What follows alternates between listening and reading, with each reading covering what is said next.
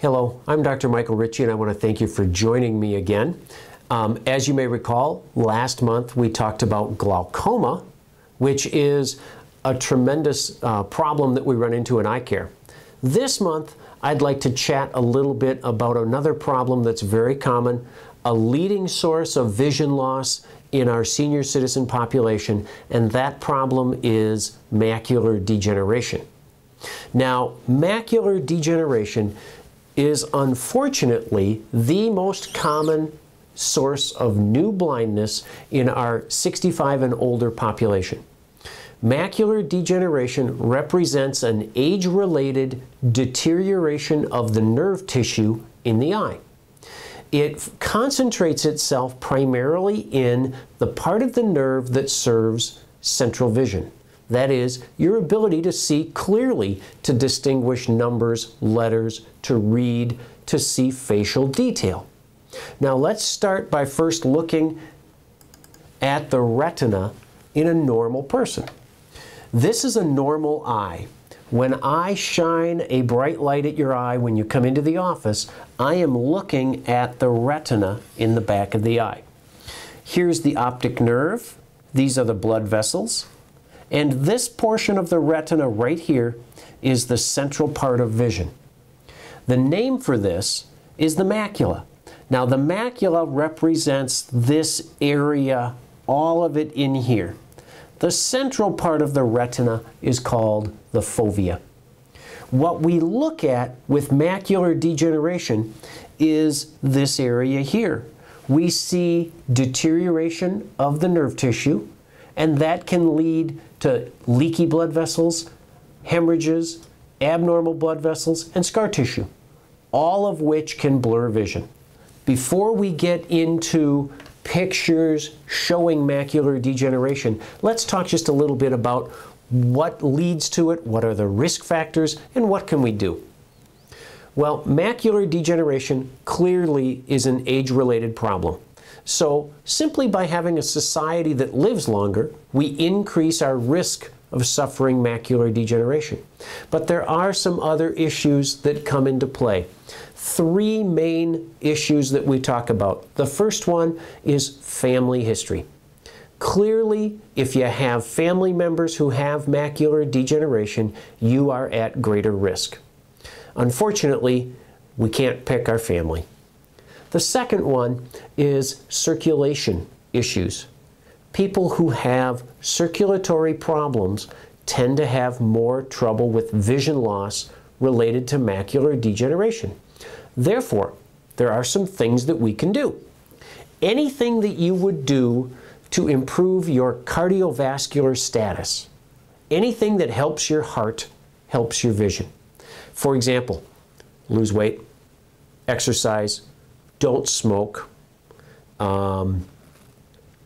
eat right, control your blood pressure, control blood sugar, make sure diabetes isn't an issue. Now, of those things, a lot of them you have control over, but the biggest one in macular degeneration, believe it or not, smoking. Smoking in men will increase your risk of vision loss due to macular degeneration by 4 times. Now for women, 10. It's a 10-fold increased loss of vision with women who smoke compared to women who don't when they have macular degeneration. So clearly the biggest thing I can tell anybody with macular degeneration or who has the risk of macular degeneration, quit smoking. Now, the third factor are nutritional factors. When we look at the Western diet, we simply don't have enough fish and vegetables in our diets. We think we do, but really we're quite poor at it. So one of the things that we advocate for everybody who's concerned about macular degeneration is vitamin supplements. Now, exactly what vitamin supplements, I'll come back to. Let's take a moment now and we'll look at some pictures. In macular degeneration, we tend to talk about 2 different forms. There's wet macular degeneration and there's dry macular degeneration. Both start the same. So if we look at the normal eye and we compare this to an eye that has some macular degeneration, what we're going to see is in this area, which should look like this, we see scarring already. This is evidence of damage to the nerve tissue. This is what we refer to as dry macular degeneration. The nerve is beginning to not function very well. Believe it or not, this eye still has good vision. This eye sees 20/30. This one sees 20/20. That's a big change in appearance, but not a big change in vision. That's because dry macular degeneration tends to preserve vision just a little bit better in the long term. If we go back, we can look at what another form of dry macular degeneration. And this is actually a scar. As you can see, this is all damaged here. This actually could have been wet macular degeneration at one point that simply dried up. But this is a scar. This eye really doesn't see very well. Vision in this eye is about 2200. 2200, by the way, is the legal definition of blindness. Now, this is an eye where there's a cataract in place, so the image is still a little bit blurry compared to our normal, but this represents leaky fluid, and this is what wet macular degeneration looks like. Wet macular degeneration caused by abnormal blood vessels related to the deterioration of the retina results in swelling, hemorrhage, and fluid. That blurs vision. Now, what are treatment options? For people with wet macular degeneration, we do have a number of different treatment options. Primarily, we use injections of medicine right into the eye. The injections block the hormone that causes abnormal blood vessel growth. So these abnormal blood vessels and the leaky fluid have a chance to dry up. Problem is, they block the hormone temporarily. People with wet macular degeneration who get injections typically need to have the injections done every 2 to 4 months, depending on how their eye behaves. These injections can go on for up to 2 years before the blood vessels are actually shriveled up and scarred down enough that they don't recur. Now, for dry macular degeneration, treatment is a little bit different.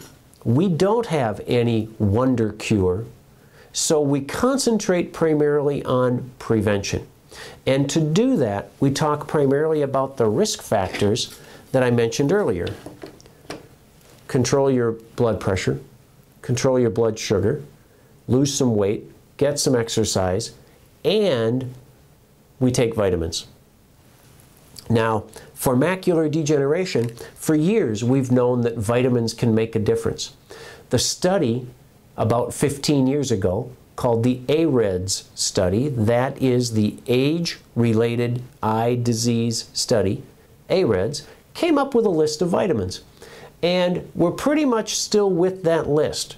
Fortunately, the next chapter of that study is well underway, and we're getting some good information from the AREDS 2. New formulas have been put together that conform to the AREDS 2 recommendations. This is the one that we recommend.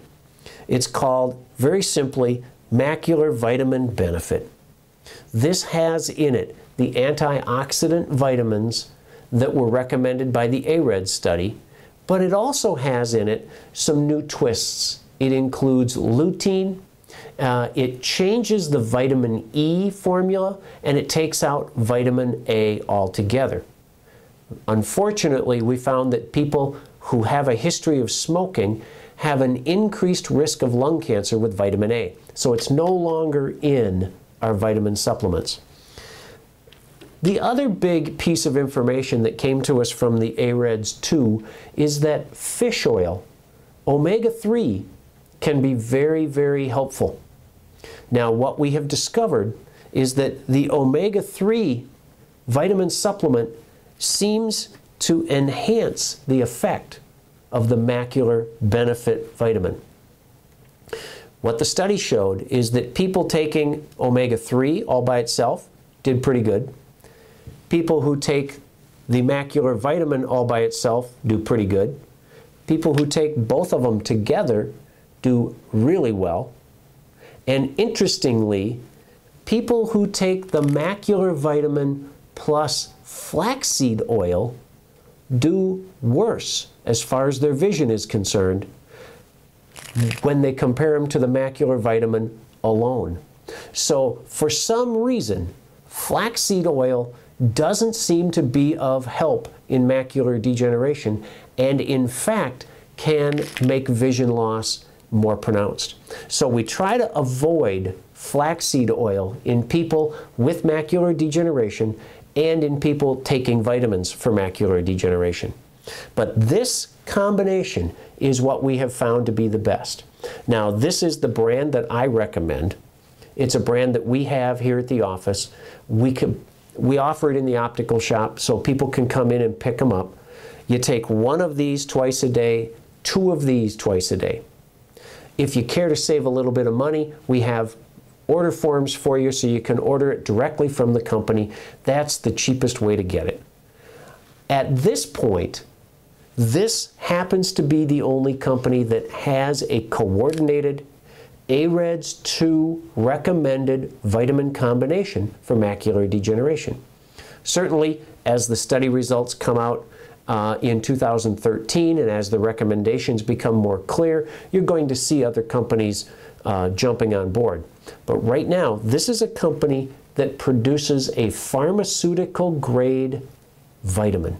There aren't many of them, and that's what we're going to need to look for as we go forward in the treatment of macular degeneration.